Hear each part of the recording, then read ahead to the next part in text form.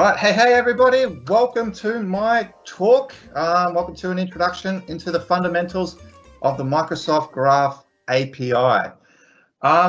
So I think we will talk a little bit about why. I think why is why did I decide to do this talk? I think while it's great having these tools available, being able to understand the underlying API can be quite daunting to learn.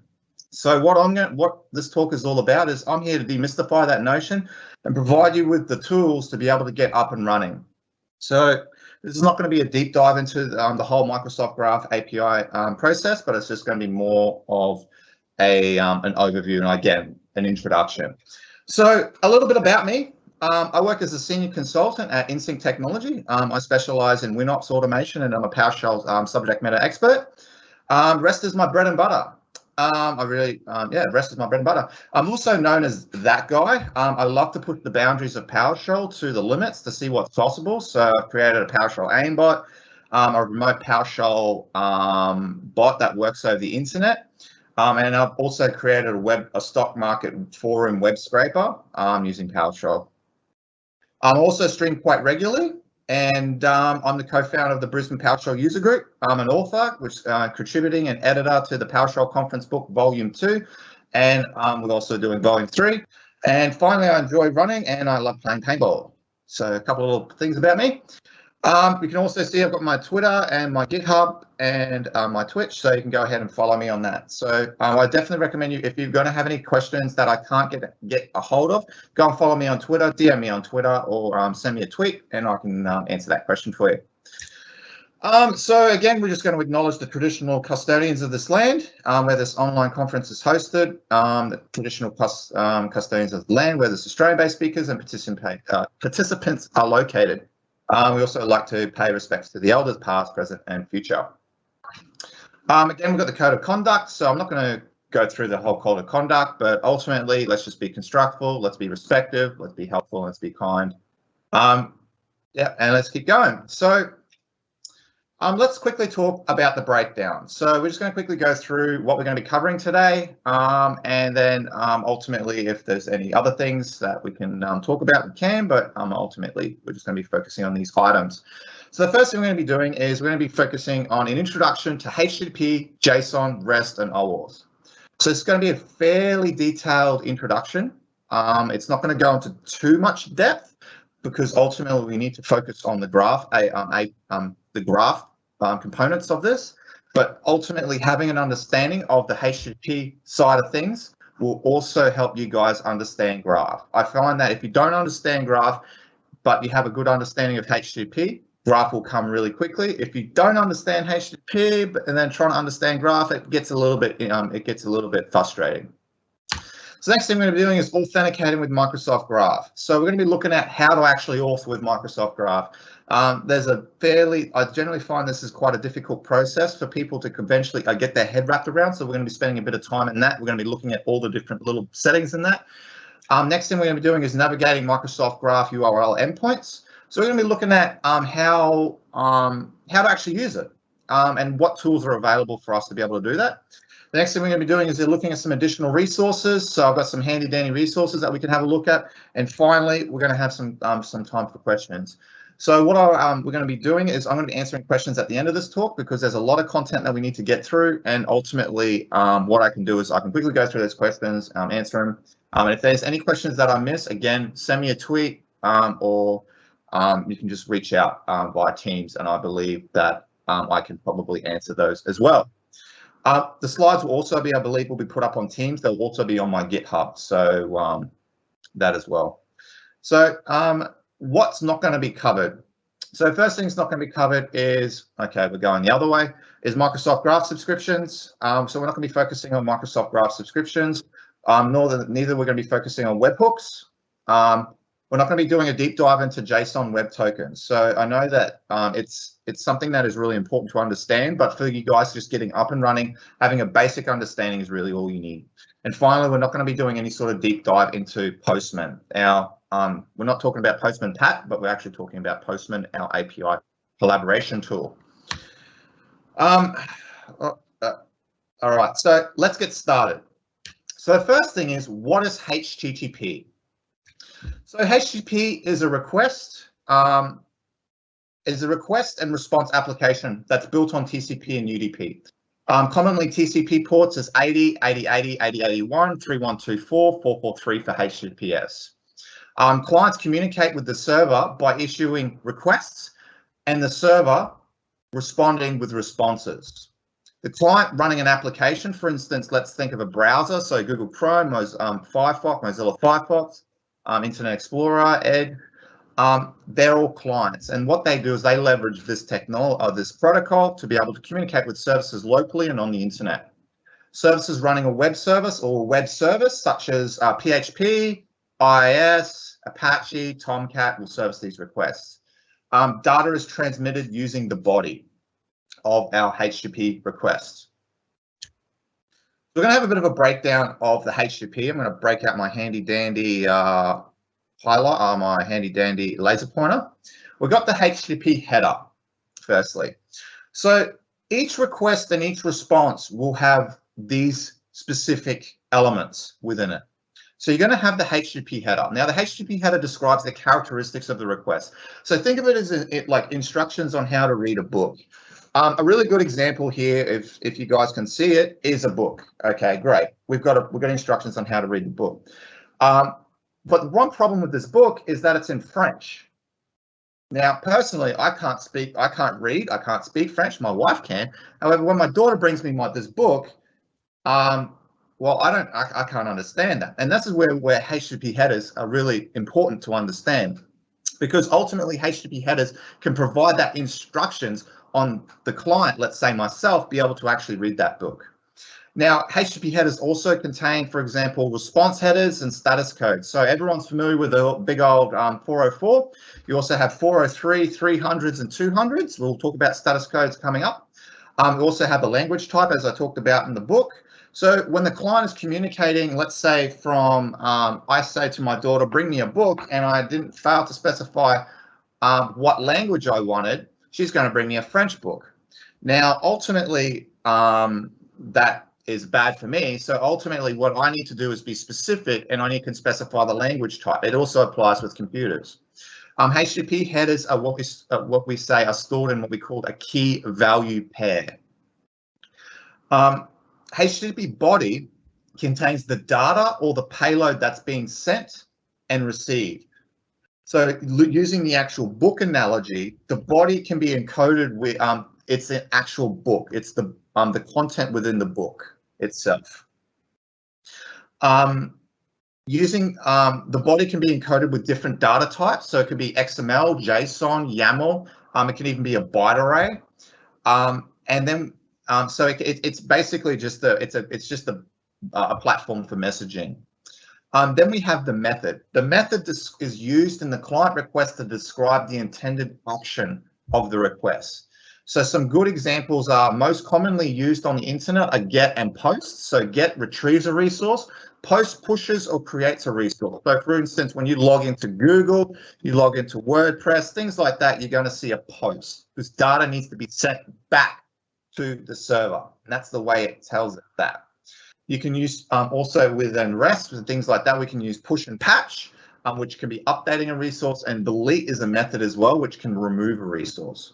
Now, like I said before, the two most common is get and post. Now, the final thing we have here is the URI. Now, I said URI and not URL. The URI is the schema that describes how the HTTP endpoint should be accessed. So you can see in our example below here, we have our scheme, we have our URI schema. And on the bottom here, we have our scheme. So it's on the bottom left, we have our scheme. So you can see here, it's a HTTP. We know it's a generic HTTP website. HTTP, the scheme describes the type of request. So HTTP, HTTPS, FTP, SFTP, that will determine that. Then we have the authority. The authority contains the user info, and you can pass in login information. Now, one important thing to note about this is what we call a basic login.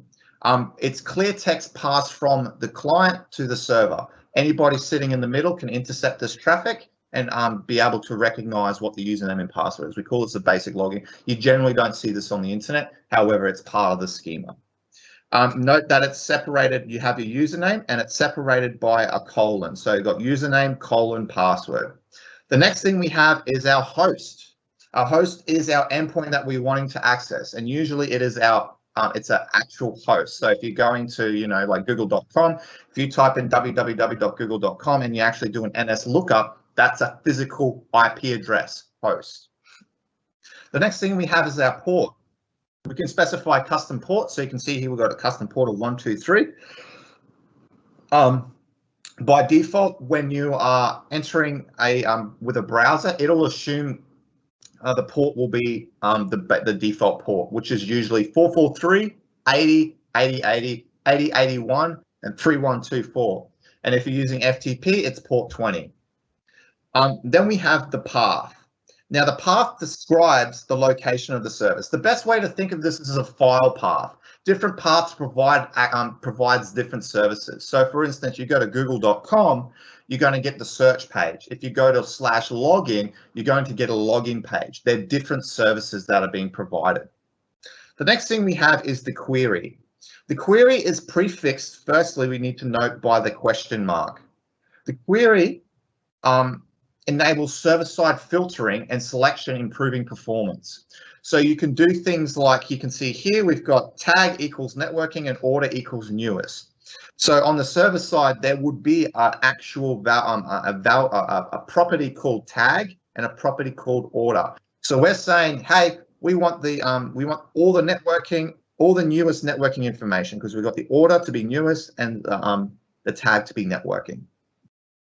Now, one thing as well is that it's separated by a name and value. So you can see here we have our name and then we have an equals. That denotes the key value. That denotes the key here, and this denotes the value. So we have our key, this is the delimiter, our value. Now, when we want to add multiple, we use the ampersand. And when we use the ampersand, we can string multiple together. The fragment at the very end here is basically used to refer to a resource that's subordinate to another primary resource. So in this instance, you can see they're wanting the top result. Another good example is if you're going through Microsoft documentation, you have a subheader, and you might see a little URL link to the right-hand side. You can click on that, and if you have a look at that URL, if you paste it into your browser window, up the top there, you'll see a fragment. So you'll see a hash, and then you'll see a fragment, and it'll basically say that specific header. And then when you paste that in, the browser knows that it's going to that specific header. And that's really what a fragment is. Again, fragments and queries, fragments are basically separated using key values. So key equals values. They're exactly the same as a query. Now, generally within the REST space, you will see fragments. They're generally fairly, I don't say obsolete, but they're fairly few and far to see. Queries are a lot more common, so you're going to see a lot more queries. So you'll be querying an endpoint, get me this users with this specific filter. You'll use that within a query. Again, multiple key values will be key values will be separated by an ampersand. All right, HTTP status code. So we're going to go through some very basic status codes just to kind of make sure that you guys are all familiar with them. So 200s, anything with 200, 201, 200s generally mean all good, we're good to go. 300s, redirect me. So let's say you've got an old site, the old site base, and you need to point to a new site. You're going to get a 300 error pop up and say, hey, I'm at this new site. So 300s you generally pay attention to because they're pointing you to something that a new resource. 400s are client issues. So the biggest, most common one everyone knows is 404 page not found. 400, basically 404 is you're trying to browse to a resource that doesn't exist. So if you went to google.com/blah, blah, blah, blah, blah, that resource clearly doesn't exist. It will issue a 404 error. Then you have 403. Now, these errors are generally not really used within actual websites. It's more focused on REST. But generally 403 generally means an authentication or forbidden, authentication, and 401 means forbidden. So you're having you're accessing a resource that's not allowed. Now, generally in server side, in websites and things like that, they won't do that. They'll generally just issue a either a 404 or they'll just issue a 400. And it's more for security reasons. The next one is 500. So if you see 500, you're going to have server issues. Something on the server side is not playing ball. So when you see a specific 500 errors, something's not right on the server side. Now, that doesn't mean you've provided, that doesn't mean that the server's not working properly. It can also mean that you've provided it bad data and you've caused it to break. That's a bad thing because it usually means if you've caused it to break, then the coding on the server side's not up to scratch. It should never really return a 500. 500 is general, but 500 usually mean server issues.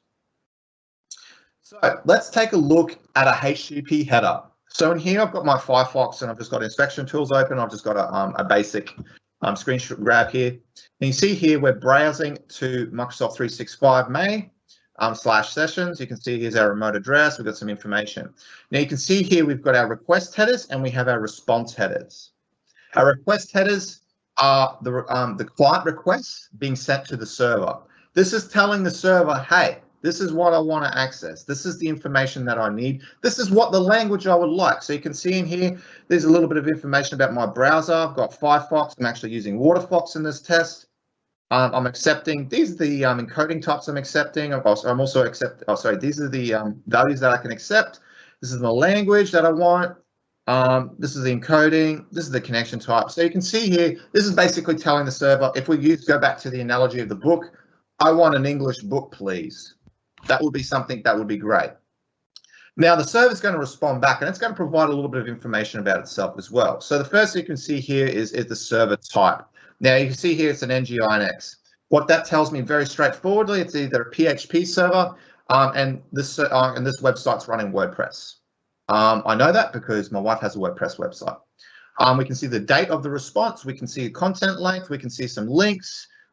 We can see some other bits and pieces, caching, all that kind of jazz.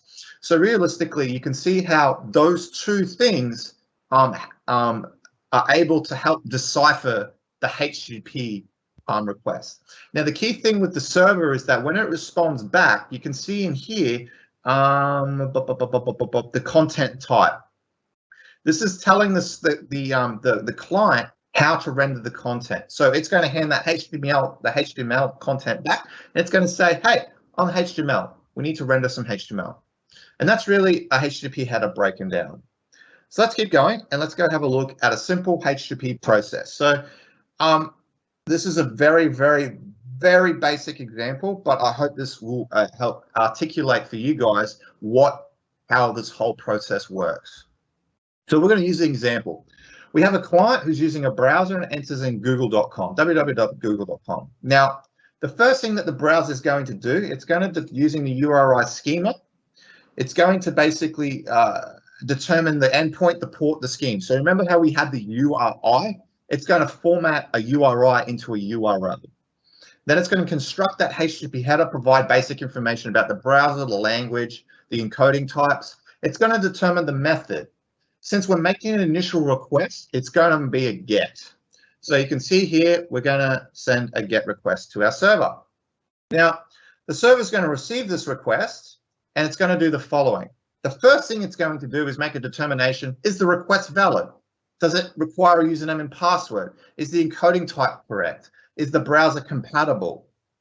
It's also going to construct a response header. So let's say that it's all good. It's going to construct a response header containing the encoding type, the status code, the session tokens and cookies, and it's also going to provide the body of the request containing the HTML, the JavaScript, and the CSS for that specific service. The client then will receive that request. Will receive that response and it will process it as it follows. So it's going to review the headers and the status code. It's going to pass the HTML body into the browser DOM. Now, the DOM basically stands for the document object model. The DOM basically will render the HTML body.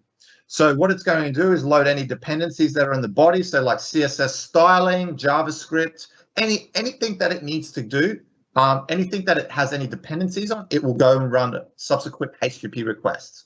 It will then also display the HTML elements as they appear in the page. Now in this instance, let's say the user wants to click on log into Google. So the user fills in his user information and clicks on the login button. Sorry, 1 second. So the client will again determine, the browser will again determine the URI schema, determine the endpoint port scheme. In this instance, the path now has changed and it's login. Again, it's going to construct the HTTP header, providing basic information, browser language, and coding types. It's going to determine the method. The content provided by the server tells the client that this request is a post. The username and password will be then encoded and then added to the HTTP body, and then the request will be sent. The server will then make a determination: is the request valid? Does it require username and password? Is the coding type correct? Is the browser compatible? And then it will construct its response again. Assuming that everything is valid, it will then send the response back with the HTML. And that's pretty much a very basic analogy of a HTML or a HTTP process, sorry. So let's take a bit of a look at a demo here. So what I'm going to do is I'm just going to jump out of my show and we're going to go and take a look at Microsoft 365 May. So first thing we need to do is we're going to open up Developer Tools. So I'm going to press F12 here and we're going to click on the Network tab. Now the Network tab shows us all the traffic that's being sent from our browser, or that our browser is, sorry, sent from our browser, that's being sent and received from our browser.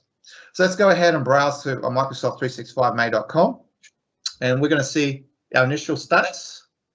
And then we've got a ton of content coming down. Look at that. We've got tons and tons of good content. I'm going to try and, I don't think zooming in works here. No, because it only zooms the HTML content, unfortunately. So the first thing we want to quickly note is the status codes on the left-hand side. You can see here we've got tons and tons of 200s. What does 200 mean?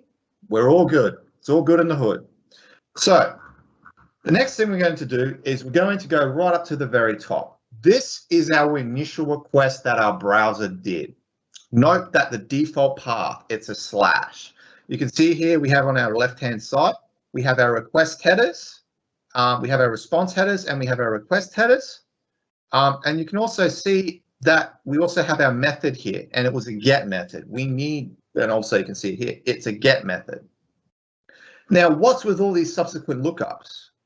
So if we remember in the response here, we can click on the response tab. I'm going to minimize the preview and we're just going to look at the static HTML that's provided. In the HTML that was response of that the server responded with, these are all JavaScript and things that basically the DOM needs to run also to be able to render the page. So these are subsequent requests that are inside this response payload. So you can see here we're calling a lot of different JavaScript. You can see we can go down lots and lots of different JavaScripts endpoints. So let's go ahead. I'm just going to go ahead and clear that, and we're just going to put in an invalid path. And what we're going to see here, firstly, is oops, that page is not found. Okay. First thing we can see there is a 404. We have a 404 page not found. But because this website has a custom 404 page and it still needs to, there will be always subsequent requests that need to be done to be able to render our nice 404 page. So that's what's happening here. So, and that is pretty much that as our HTML demo. So I'm just going to quickly go ahead and open a new tab and close that. So let's go back to our PowerPoint. Let's talk a little bit about what is JSON. So JSON, which stands for JavaScript Object Notation, is a specific encoding type that allows applications to communicate with others. So in this instance, JSON allows a representation of data in plain text that's human readable. REST relies heavily on JSON. The curly braces within JSON indicate an object within JSON. So an object is a simple grouping of data. So if we take it back to our analogy, an object is a book. It's a physical representation of data. Square brackets indicate an array or a grouping of objects. So arrays are grouping a similar of items. For example, if you have a group of books, again, we've got two books here. This would be then classed as array because we're grouping these two together. Data is denoted by key values by representing the object property and the value representing the object value. So I'm talking a little bit about object-oriented programming. So I'm going to kind of just give a very, very basic overview of it. So a property is essentially an attribute. So a good example would be the title of the book, the cover, the story, the pictures, they're physical representations of that specific thing. Different objects have different properties. So the title of this book is completely different to the title of this book. They're different, but they are technically the same because they're a book. They have the same characteristics that make up a book. So let's take a look at one here. So we've got our I'm just going to bring up my handy dandy. Oops, I started subtitles. Didn't mean to do that. We're going to stop subtitles. So let's go ahead and bring up my handy dandy laser pointer here. So first thing we can note is we have an object here and we have an orders. So we're basically just passing an object in. Next thing we can see here is we have an orders and we have a square bracket. The square bracket denotes an array. We can have multiple orders. So let's think of this as a pizza place. So we have multiple orders that we can accept as a pizza place. Therefore, yeah, it's an array. So the next thing you can see here is in each, we've just got a single item here. So this pizza place only has one order at the moment. We have our order number. So this specific object can basically represent the an order. So we can obviously have an order number, we have a date, we have a tracking number, we have a customer ID. And in here, for some reason, this pizza shop can have multiple customers for a single order. And the reason why we know that is because it has a square bracket. And so we can have, this is now technically a customer. So in here we have our customer ID, we have our first name, our last name, our address, the city, the state, and then obviously a postcode or zip code. And that's really it. It's pretty much, that's a really basic demo of JSON. We're going to see JSON in the wild. So, but ultimately I just kind of wanted to take you guys through that. So what is REST? Everyone's probably chilling out resting right now, but it's not that. REST stands for representational state transfer. I like to call it representational state of transfer, but it's representational state transfer. REST is basically an open source architecture that's used by APIs to interact with. So a good example is actually we're going to talk about that in a second. So REST was developed to work on HTTP version 1.0 and versions 1.1. Communications using HTTP body and HTTP methods. So it's achieved by using HTTP bodies and methods. Authentication is done using the authentication HTTP header. So a good example is if you want to, for instance, if you want to delete something from an API endpoint, you would use the delete method. The body would contain the instructions on what you wanted to delete. So if it was a user, you might have the user ID in the body. It might even be in the path. If you wanted to get something, you would use a get method. Or if you wanted to create something, you would use a post. Now, one other thing is errors within REST are communicated using HTTP status codes. This is really important. While web services generally online don't really use it, REST does. So it's important to make sure we have that, or you are familiar with the status codes. Like I said, 400s, client issues, 500s, server issues, 300s, redirect me, 200s, A-OK. Sorry, I'm just a little bit thirsty. So in this demo, we're going to actually look at the fundamentals of REST. So let's go ahead and do that. We're going to go ahead and start up Postman. So what is Postman? Postman is basically a collaboration platform that's used for API development. It's really, really handy. It's kind of a nice little it's a nice little user interface that kind of allows you to save your queries. And so you can kind of use this as your stepping stone before you actually use integrating it into your software product, or integrating the REST queries into your software product. So we're just going to go through how to use it. So you can see here, we've got our URL, we've got our HTTP methods. We also have here our parameters. Now, parameters are basically our query parameters. So if you can see here, if I go test and value, up the top here, you can see, if I can also spell, you can see how it automatically appends. So this is just the URL query string that we talked about before. So I'm going to go ahead and delete that. You also have the body. So in here, we can paste custom bodies. So I can just put a custom body in here. And we also have the HTTP headers. So again, we can put custom headers in here. And it allows us to mimic these requests.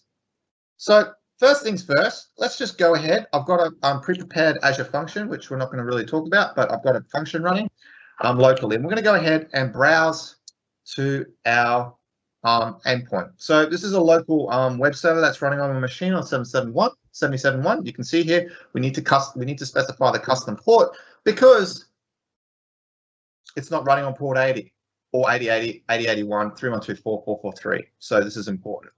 So let's go ahead and hit send. Now you can see here had a bit of a think, and we have our response. First thing we can see, it's a JSON response. It's sending back a JSON object saying response, and it's saying this HTTP triggered function executed successfully. Pass the name in the query string or the request body for a personalized response. So let's go ahead and do that. So let's go ahead in our query name. We're going to go and go name. I'm going to go Barry White. And we're going to go ahead and run that again. Actually, no, I put it in the headers. Whoops. We're going to put it in our parameters. So we're going to click on the parameters tab and we're going to put in name. And then we're going to go Barry White. Now let's go ahead and rerun this. So click send. Actually, no, it worked. Perfect. So now this time you can see we have a customized response.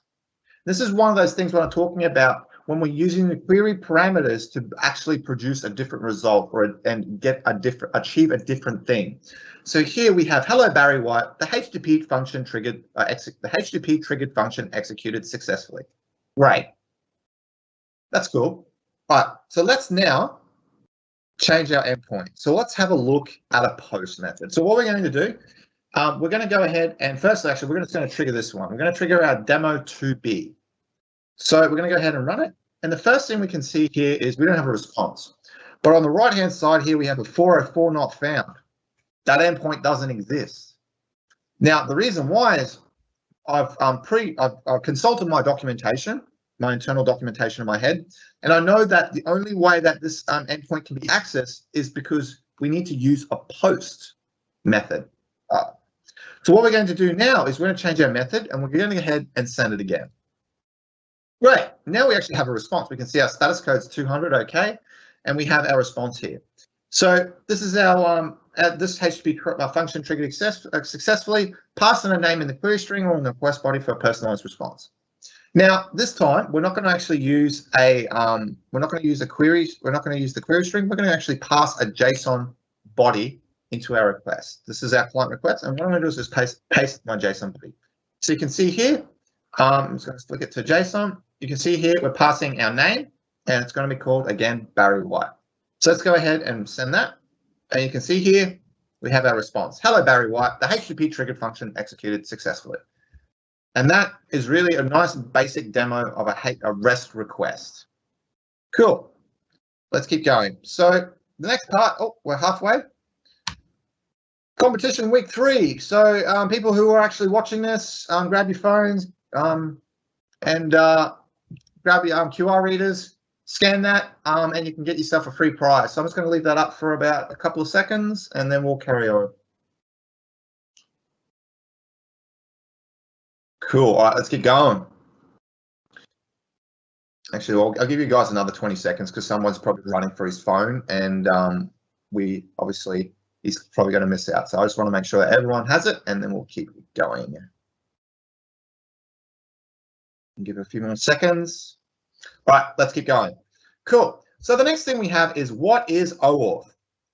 So now we're going to get down into, I call it OAuth hell, because it has, I don't have very many fond memories of OAuth, but at the same time, I completely understand the technology and I know why they do it. So let's call it OAuth hell. What is OAuth? OAuth is an authentication framework that's used by APIs for authentication and security. OAuth provides limited access to a HTTP service based on the authorization that's presented to the user when set up. OAuth exchanges user account credentials with tokens that can be used for authentication instead. This is done to protect the user credentials, so preventing from your password being leaked. These tokens have limited lifetimes. Now, to access an API resource, the client must specify what resources they wish to access. These are called scopes. As I said earlier, scopes are basically used to limit application access to a user account. So think of them as Active Directory permissions, things like that. That's really what they're designed to do. This is to ensure that any sort of access outside of these resources will be met with a 403 or a 401, depending on how the API is built. Scopes are declared in the app registration process. So to define what the resource the app is permitted to access, and also it's done via the client. So you've got your client, or you've got your system administrator, he'll go in and set up the application itself, or the developer. He'll add the scopes that are required to access it. In this instance, we're going to be accessing Graph. The client then also needs to specify out of those list of scopes that the administrator has set up, which ones he needs. So yeah, again, the client accessing the scopes that they wish to access using a minimal approach. So what that means is you only access what you need. Don't ask for everything because it's a security risk. Accessing APIs without the correct scopes, it's going to fail. Scopes are generally denoted by a dot location for the instance. An action, and then a dot location for the instance. So you can see here, I'm just going to bring up my handy dandy pointer. A laser pointer, we have our action, and then we have our dot, and then location. So a good example is read.profile. This action obviously describes the activity, so read, and then the location will describe the permission. We want to access profile. So let's look at a bit of an example. We've got our client here. Now, this is a very, very loose example, but I'm just going to try and use this as a means to be able to explain how scopes really work. So we have our client. Now, we have our handy dandy administrator has already gone in beforehand. He's set up our Azure Active Directory application. We're good to go. We can actually access that endpoint. And he's set up our application with user.read, chat.read, mail.read. So what happens with our client? He's going to set up his application locally, and he's going to want to go and request access to this application. So he's going to say, I need access to user.read. I want to authenticate with user.read.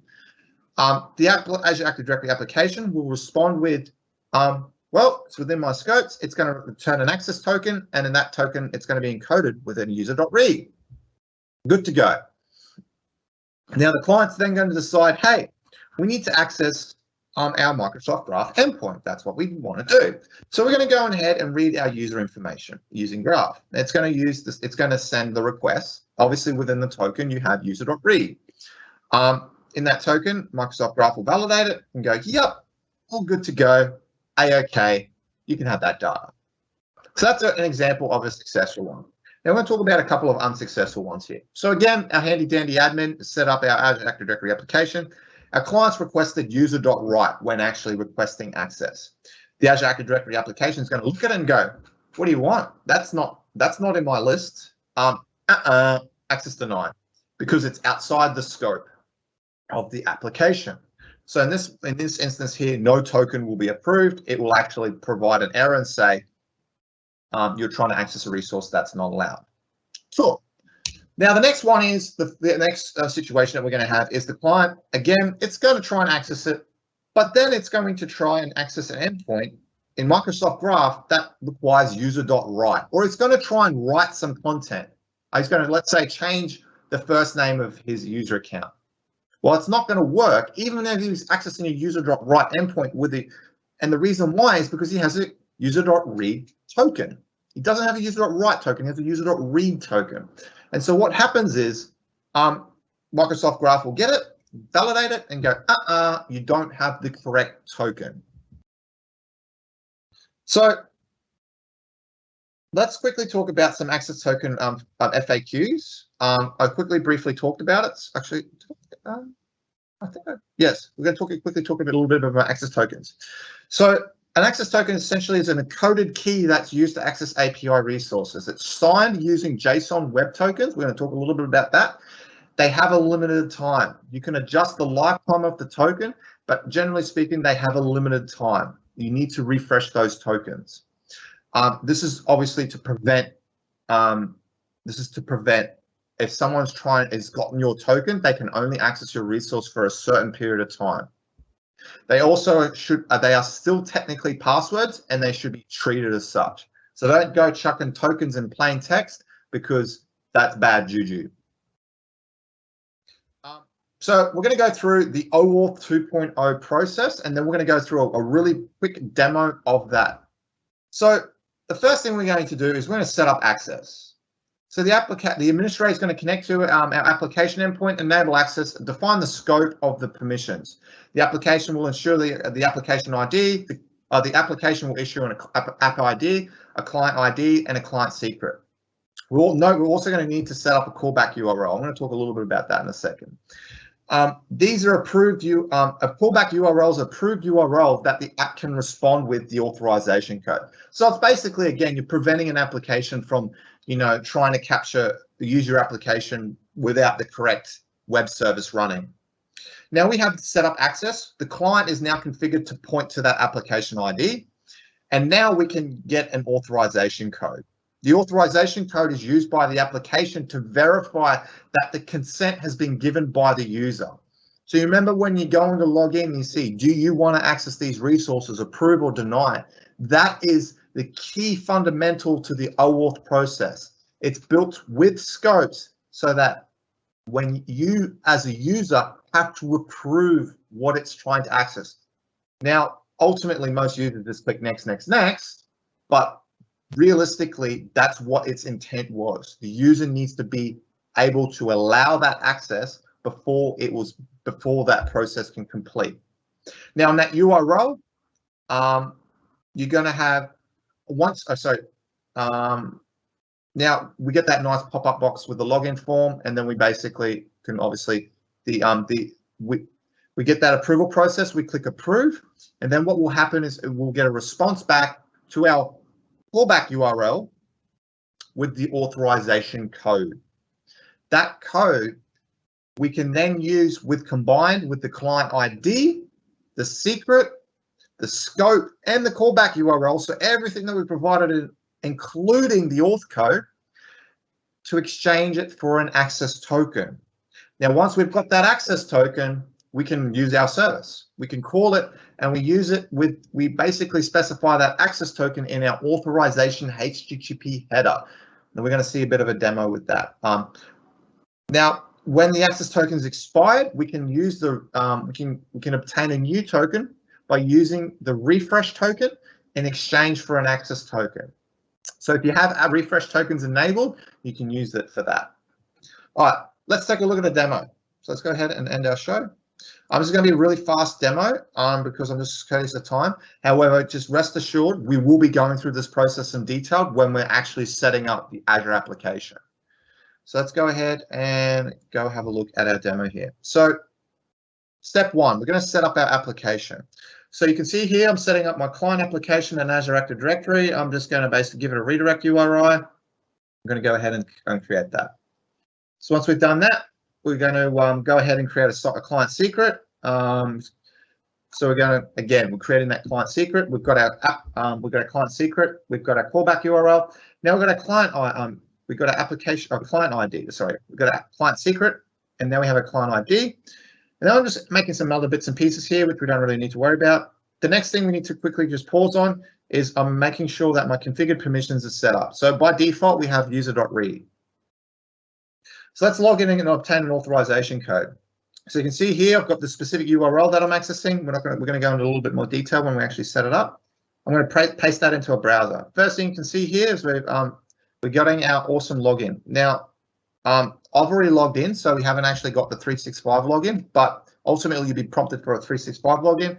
So I'm just going to go ahead, accept it, get my login. And up the top here, we're going to see we're going to get a 404 because it's trying to call back a local host. It's trying to call back to my local host, which doesn't have a web server. But at the end of the day, though, we're still going to get our authorization code because that's contained in the URL. So let's go ahead and we've grabbed that code and we pasted it in here. And we can now then call Microsoft Graph and we can exchange it for our access token. So here's our access token. Cool. Let's use it. So we've got graph.me, and here we go. Now I can actually pull information using my token. And that's basically it. OAuth. Now we're going to go through it in a little bit more detail, but I just quickly wanted to, that's pretty much it. So the next thing we're going to talk about is JSON Web Tokens. JSON Web Tokens is a lightweight means of claiming, representing claims between two parties. So I'm just looking at this curious, I'm just getting curious for time. I think the easiest way to describe JSON Web Tokens is basically it's an encoded token that has a plain text and an encrypted component. They're both identical. The encrypted component is encrypted by the server that issues the token, in this instance, Microsoft. Now you're wondering what's the deal with that? The reason why is when, let's say, for instance, you want to modify that token for whatever reason, because you can, it's got a plain text component, because the encrypted component acts like a signing item. So if those values don't match, then the token is bad. And because we don't have access to the encrypted side of that specific token, only the server does, the server is able to ensure that that token is legitimate. And that's really just what a JSON Web Token is. So we're going to quickly have a quick squiz at a JSON Web Token. You can see in here, we're going to browse, we've got jwt.io. This is an awesome token website, which you can basically paste the token. And you can see in here, we're looking at the the plain text components. And you can see here, it's not just a username and password. There's tons of content within this token. We've got our scopes, we've got the username, we've got a whole bunch of other information in here. But the one thing you can note is there's no password.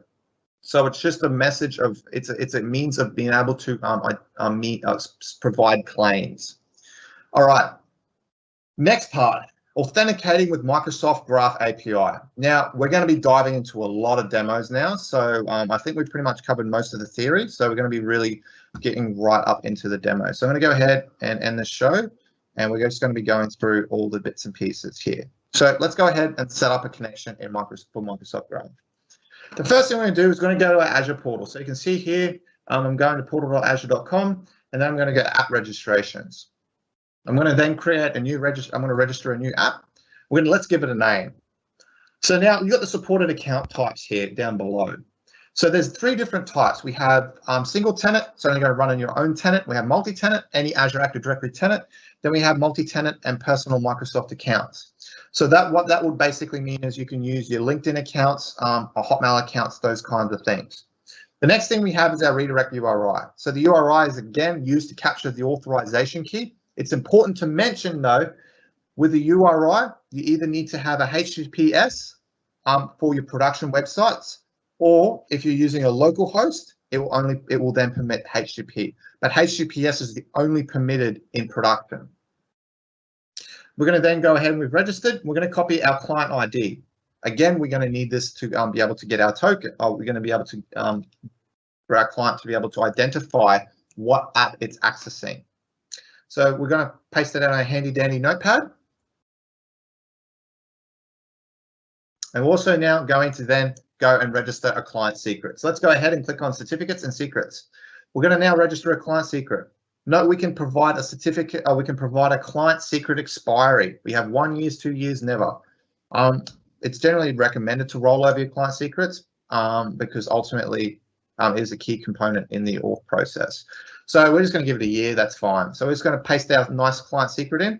One thing to note, that secret will disappear when you leave this page. So you've got to capture it immediately.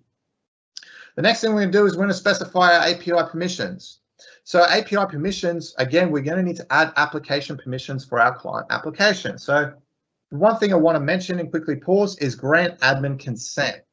What grant admin consent means is that when a user signs into your application in your tenant, what it will do is it will bypass the authorization process. It basically means if you have a third-party application that's set up, so within your organization that's internal, you can basically trust it because you can vouch for it. So you don't need the user to do it. Grant admin consent is also required for any sort of daemon or services. We'll quickly talk about that when we go to add our permissions. So let's quickly fast forward. We're going to go add a permission. So we're going to quickly click. We're going to click Microsoft Graph, and we got two types of permissions. We've got delegated permissions and application permissions. Delegated permissions are needed to access our API, so we're going to be using delegated permissions, but we're going to take a quick look inside of the application permissions. So application permissions are used for background services of daemons, as well as just quickly talking about before. The key thing is these permissions require admin consent. And the reason why is because you can't have a prompt for a service or a daemon that basically can't automate that process. So it's basically allowing you to do that. So what we're going to do now is we're going to go to delegated permissions and we're going to add offline access and profile. Offline access is going to basically allow us to be able to get a refresh token. The profile allows us to get user profile information. So we don't need admin consent for that. So we're going to go ahead and click that and we're going to click add permissions. So you can see here now we've got a whole bunch of cool permissions. And now because it's our cool application, we're going to add a brand. We're going to add some branding to it. So I'm going to go ahead and add a logo. And I'm just going to upload my logo. It's just a nice little happy face with a freckle on it. Here you can see here we can also add our homepage URLs, terms of service, privacy statements, and we can also validate our publisher domain. Now in this instance, I'm just in a demo tenant. I'm not going to do that. We're going to go ahead and save that. And then finally, we're going to go into our authentication. This is where things get a little bit tricky. So I'm going to try and explain a little bit, explain some of this. So when we go into authentication, authentication allows us to be able to have different applications have different requirements. So mobile applications have different authentication requirements than to what a website application or a website would have. Now, in this instance, we're going to be using what we call an SPA, or a single page architecture. What that basically means is we're going to have a single page, and when a user clicks login, it's not going to go into a login path. It's just going to stay on the same page. We need to enable this for our application so that basically we can use it for our single page application, so we can obtain a token. You can see here we've got different types. We've got web. You can basically put in a redirect URL. So what will happen is when the server gets that back, it'll basically go, okay, here's my redirect URL, and the server will then take that URL, get the token, and then on your behalf, behind the scenes, the server will be doing the issuing. Whereas, for example, with a single page application, it will be the client JavaScript in the browser. So let's keep going. Again, you can see different things here. I'm going to quickly fast forward here. So you can see here we've got our redirect URIs. This is where we can add that kind of content. For single page architecture, we're going to enable implicit grant, and there's a couple other bits and pieces. So again, you can have multi-tenant, so that when we initially set it up, and we can enable client type. Client type is just basically, is this a public client or is this not? So we're just going to name it a public client. And that's basically it. So the next thing we need to do is we need to get an access token. So let's go ahead and do that. So I'm just going to go ahead and request a token. So the first thing you can see here is we're going to go to our endpoint. So this is a custom endpoint. Let's quickly pause here. You can see here, I'm actually highlighting it. This is a custom URL that we can browse to from Microsoft. This is statically defined. It's within the documentation. And what we're going to do here is we have URL query strings that we're going to fill out. So in here, the documentation states that we need to provide these values to be able to actually obtain an access token. So I'm going to go ahead, copy them, paste them in. So I'm going to put my redirect URI in. Redirect URI, guys, redirect URIs are case sensitive. If you've got a slash on the end of the localhost, it won't work. You can see here we're also adding our scope. Now note that with Microsoft Graph, you need to specify your scopes, and with multiple scopes, you use the space. So now what I've just done is I've copied that. I'm just quickly going to go and I'm going to copy that entire URL. And because Postman doesn't do a good job at getting the tokens, because you need to log in, it needs to do a whole bunch of other things, we're just going to paste it in here into our browser. First thing you can see here is we need to log in. Before we can do anything, we need to log in here. So let's go ahead and do that. So I'm just copying and pasting my user login details. And there you go. We now have our OAuth. Look at my little happy face. It's an unverified tool, but you can see here, we can see our scopes. We can also consent on behalf of the organization. I'm not going to talk about that, but that's a setting that scares a lot of us in the IT industry. What we're going to do now is we're going to copy that URL response. And you can see here, we have the code. This is the authorization code. It's quite long. And you can see here, what I'm doing is I'm looking for the ampersand, and I cut it from that, and that is going to be our authorization code. I'm going to go ahead and paste that in. And now we can actually use this to get a token. So now we've got on my next demo, on my next URL endpoint here, we're going to be going to log in Microsoft Online, and we're going to be going to the specific endpoint, which is this endpoint. If I believe that's my tenant. So you'll have your own tenant endpoint. And then what I'm going to do here is we have our OAuth 2 and v2/token path. So here, what it's going to do is I'm going to be using the www form URL encoding body encoding. Now, what this is very simply is basically it's a query string in the body of the HTTP request. So I'm just going to quickly show you here. It's exactly the same as doing this. All I'm doing is, so at the end there, you can see we have our query string.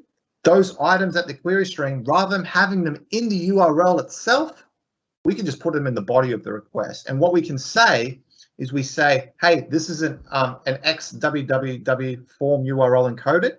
It then goes, okay, I know what that is. We're good to go. So what we're going to do is we're going to paste our content in here, and we're basically going to put our client ID, our secret, all that content into this request. So let's go ahead and do that.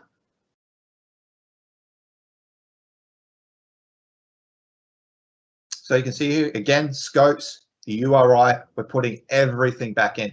That's our authorization code. We have our request URI. Now, the one thing you can see here is we've got the grant type. This is telling the OAuth, the URL and the API endpoint that this is an authorization code authentication. Now, if we're using if we're using grant or a daemon or delegated scopes, we would use a different grant type. And you can see I'm just plain texting my client secret.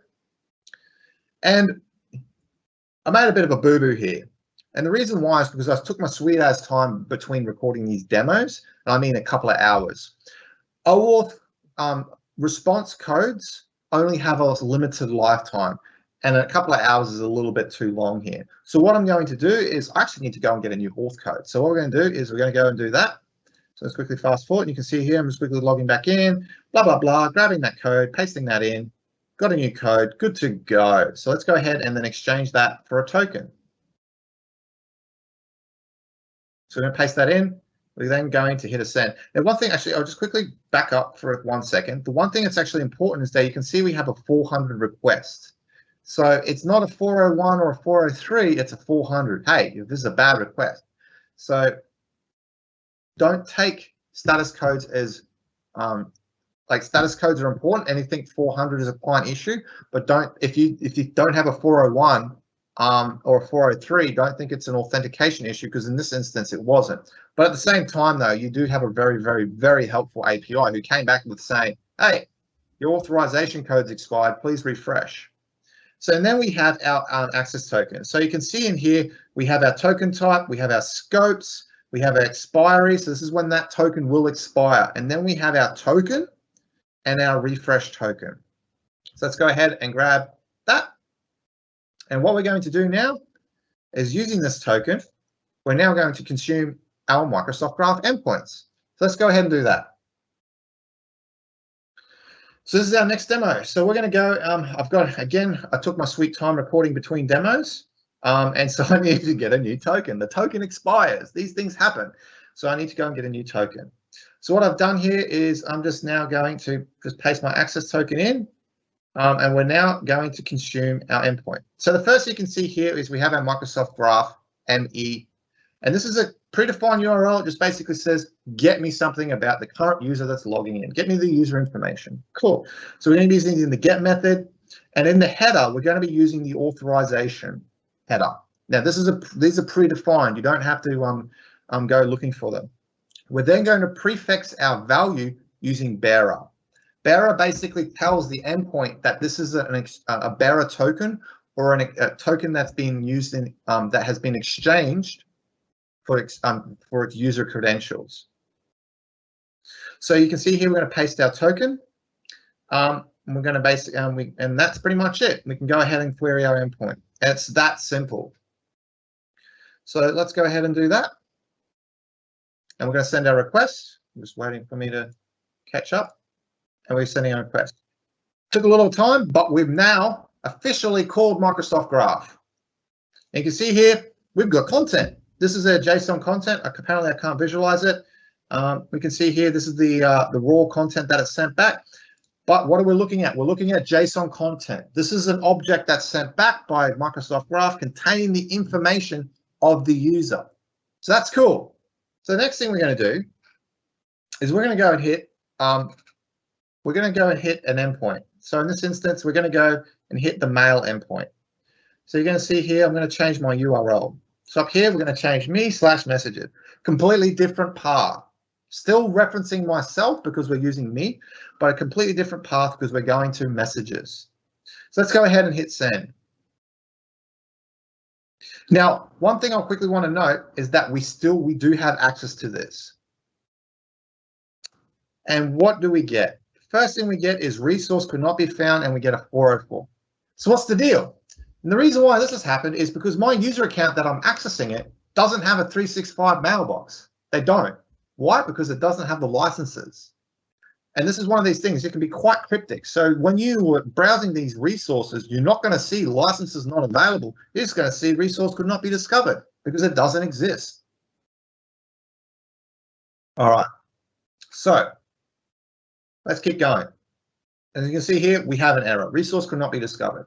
So let's try access something that we shouldn't. And again, like we said, I've just pointed out in 404. So the next thing we're going to do is let's try and access an endpoint that we don't have access to. So what I'm going to do,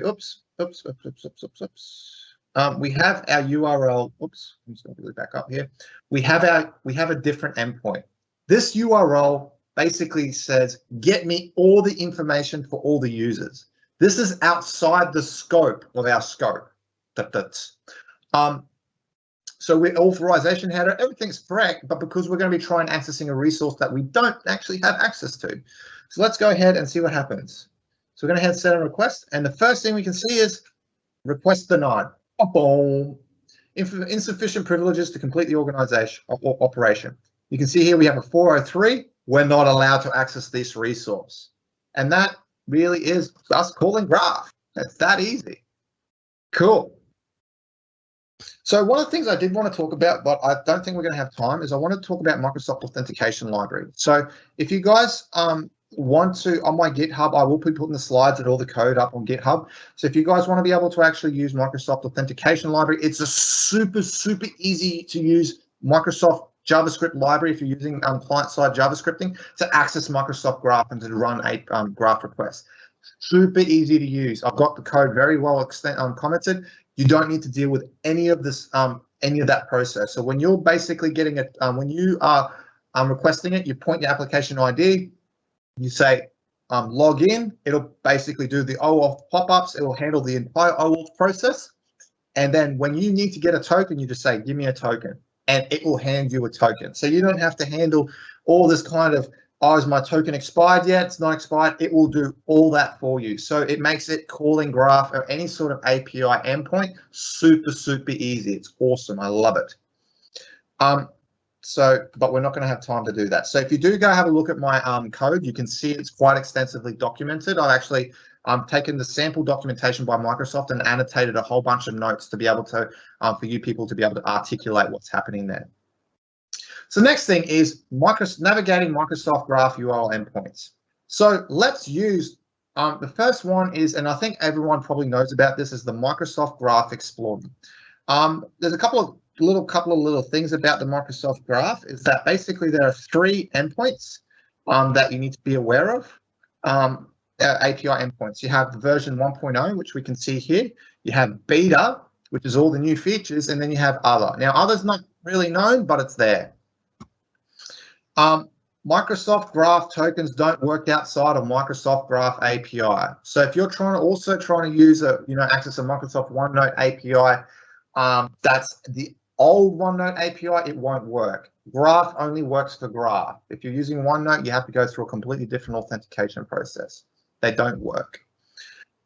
So here's a Microsoft Graph endpoint. So you can see here we've got a couple of cool things. It's quite unique. And this is really this tool that allows you to be able to, it's similar to Postman. It allows you to be able to quickly test things and just quickly plug data in and be able to get things working. So it simplifies the process of auth, so you don't have to deal with all the tokens and all those kind of shenanigans. You can just focus on the graph requests themselves. So let's go ahead and we're just going to click my profile here. And you can see here, I'm technically not signed in. And this is just dummy data that we can see here. We've got Megan Brown, an auditor. So if I was to query this, which we can just run a mock query, we can see our mock response and we can have some basic information about it. And it's really quite cool. So we can go, let's go users. We can just change it to users. And you can see here, again, where this is just mock data, but we can get all the information about the users. So you can kind of compile and work out what you need to be able to achieve what you want to do. Now, there's a ton of good content here. You can see here, we've got guests, we've got posts, we've got patch. Now, obviously, I need to sign in here, so I'm going to go ahead and try and sign in. I just need to grab a username and password.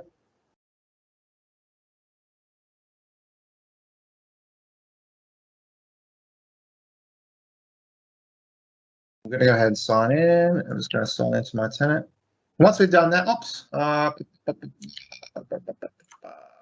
No, you should log me in every time.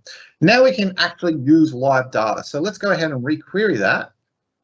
And you see here now I've got a ton of user information about my tenant, which only has 3 users, but you can see now we're actually working with live data. It's really quite handy to use, and you can see here we can call some posts and things as well. One of the things I quickly wanted to highlight, you can see there's tons of really good stuff here. We can create a chat thread in Teams, all these kinds of really cool things. And you can see here, we've up the top here, you can see we've got our teams, our team ID, our channel ID, and then we obviously then have the chat thread. So it's really, really quite handy to be able to kind of get around. So I definitely recommend you guys using the Graph Explorer. It's a really handy resource to be able to kind of get you up and running quite quickly. It has a lot of other little cool things. You can do code snippets, so we can look at C#, JavaScript.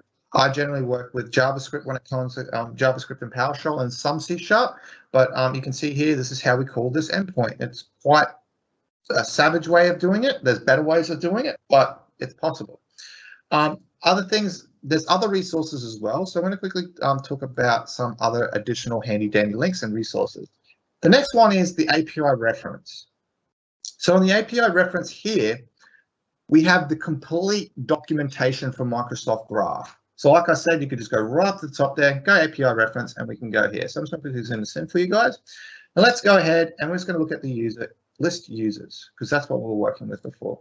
So you can see here, this is the we can see the permissions. So we can have delegated, which we can set up. We can have application permissions, which we haven't really talked about. But ultimately, you got your permissions, and that's what's required to be able to use this. You then have our requests. So this is the URL path that we need to access to be able to access this resource. Finally, we have some optional query parameters. So you can see here we can do specific things with OAUTH query parameters. I'm not going to go into too much detail with that. Again, we have our headers. So you can see here's our bearer token, our token. Obviously, it's required. We need a token to be able to actually consume the resource. And then we don't need to supply a request body in this method. Okay, that's cool. It's just a straight up GET request, and we can have a response. And so you can see here, this is the generic HTTP request that we can do. We can also see examples here of how to do this in C#. C# has an SDK which you can use to consume its resource. You can just obviously just go graph client.users, request get async, and that's it. Very, very straightforward. You can obviously use API, and it looks like there's an API JavaScript as well. However, if you want to actually query it, you just query the URL. There's other things you can do. So let's go ahead and take a look at the, I want to have a quick look at the mail. So let's click on the mail one, and we're going to click on client mail message. So you can see here now, again, we've got a different URL endpoint. This one corresponds to a mail and a message folder.